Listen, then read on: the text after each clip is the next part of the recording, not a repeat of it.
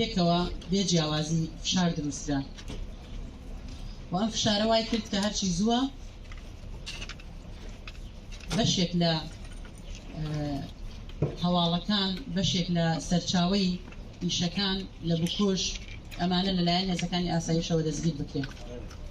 ئەگەر ئێمە بە تایبەتی بۆ هاوڕێیانی ژنانمان لێرە و هاوڕێیانی سەرکردایەتیەتی نیشتیمانی کوردستان لێرەن ژنان کە ئەمە پێمانەڵێت ئەگەر ئێمە بۆ جارێکیش دەستمان لە ناو دەستی یەکتر بێ ژنانی کوردستان بە گشتی ژنانی ئازادی خواز دەتوانین بگەین بە ئەنجام.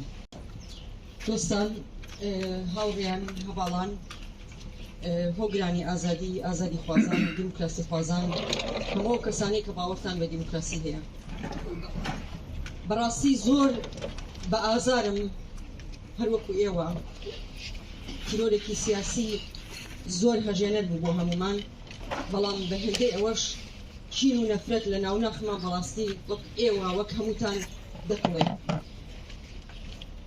ئەمە بە ئاشکرا تەنیا تیرۆرێک نییە لە بەرامبەر بە تاکە کەسێک، ئەمە تیرۆرێکە لە بەرامبەر بە هەموو ژنان.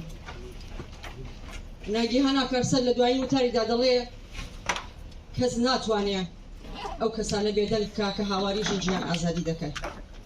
ئەو تەنیا کەسێک نەبوو، ئەو فیشەکانی بۆ نرا بە ژنانی ئازادی خوازەوەندا، بە پیاوانی ئازادی خوازەوەندا، بە هەموو ئەو کەسانەوەندا کە باوەڕیان بە شۆڕشی کۆمەڵایەتی دیموکراتی هەیە. بەڵام بەداخەوە دەبێ ئەوە بڵێین کە کۆمەلگاکەمان پارێزراو نییە. کۆمەلگاکەمان دوژمنان تیایدا خۆیان ڕێخستن کردووە. ئەوە ئەرکی ئەخلاقی هەمومانە، ئەرکی ئەخلاقی تاک بە تاکی ئەم کۆمەلگایەیە، دەسەڵاتدارانە، دەستگاکانی پەیوەندیدار و ئاسایشە کە ئەم کڕێژی و چەقڵیە لە ناو خۆیان پاک بکاتەوە.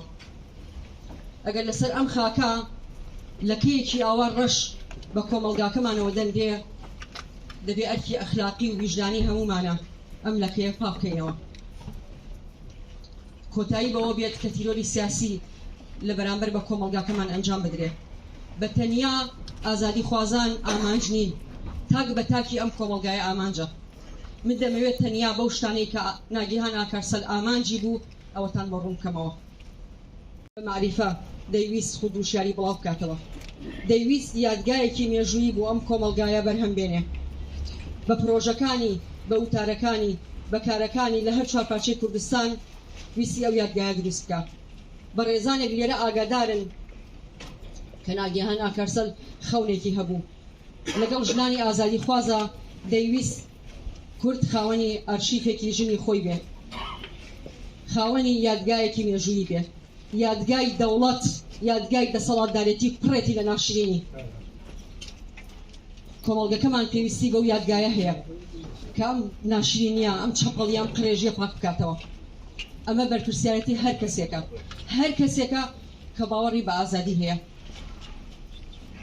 ناگیهان ئاکارسەر تەنیا و تەنیا بە قەڵەمەکەی و بە معریفەی و بە مێشکی ئەوی شەڕی ئەم ناشرینیانە بکە، بەڵام بووە ئامانج.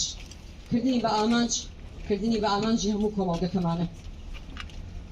ئێمە دەزانین زنجیرەیەک تیرۆر لە باشووری کوردستان دەستی پێ کردووە، ئەوەی دەتوانێت خاڵ لەسەر ئەم تیرۆرە ناشرینەدا بنێ، ئەم تیرۆرە سیاسیە لە بەرامبەر بە کۆمەڵگاکەمان تەنیا و تەنیا کۆمەڵگاکەمان خۆیەتی.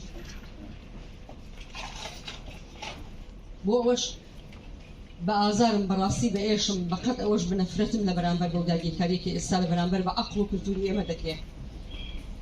داگیرکەران دەیانەوێت ڕۆبشنە ناو هەموو خانەیەکی جەستەی ئێمەوە، هەموو خانەیەکی مێشکی ئێمەوە. ئێمە بۆ خۆمان خاوەنی چین؟ ئێمە 32 ساڵە لێرە خاوەنی پارچەیەکی ئازادکراوین، بەڵام دەبێ و ڕاستیە بڵێم داگیرکەران بە بەردەوامی هەوڵیان داوە کە ئەم پارچەی کوردستان وەک لەکەیەکی ڕەش نیشانی هەموو لایەک بدەن. کۆمەڵگاکەمان وەکو ژنکوش، وەکو کۆمەڵگایەکی ناشرین، وەکو کۆمەڵگایەکی داکەپی و وەکو کۆمەڵگایە کە ناتوانێت خۆی بەڕێوەبەریە خۆی بپارێزە نیشان بدەن.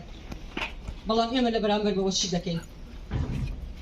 ناگیهان ئاکارسەر تەنیا پەنابەرێک نەبوو لێرە، پەنابەر نییە، لەبەرەوەی لەسەر خاکی خۆیەتی، لەسەر خاکی کوردستان بوو. ئەرکی هەمومان بوو کە ئازادی خوازان بپارێزین، بەڵام ئەو ئەرکەمان بە پێی ویست جێبەجێ نەکرد. دەبێ ئەوە بۆ ئێمە هەمومان ڕەخنەدانێک بێ وە کۆتایی پێبێ ئەم تیرۆرانە. من دڵنیام لەوەی کە ژنانێکی ئازادی خواز لێرەدا هەیە بە بڕیارن لەوەی کە تیرۆریستان بە سزای خۆیان بگەێنن هەوڵدانیشیان هەبووە سپاسی هەوڵەکانیشیان ئەەکەم بەڵام ئەوە بەز نییە ئەم تیرۆریستانە ڕایەڵەیان لەکوێوەیە ئەم کارە بۆ دەکەن ئەمە دەبێ ئەم پرسیارانە وەڵام بدرێتەوە بە کۆتایی پێویان تیرۆرانە و پێکەوە بڕیاری ئەوە بدەین خەونی ناگەهان ئاکارسەر جێبەجێ بکەین پێکی بێنین ئەوە ئەرکی هەمومانە ئەرکی بەدەستی خۆمان ببین دەستی خۆر بەسەر ڕۆڵەکانی خۆمانەوە بەسەر جوانترین ڕۆڵە بە ئەمەکەکانی ئەم وڵاتەوە ژنە ئازادی خوازەکانەوە یاوە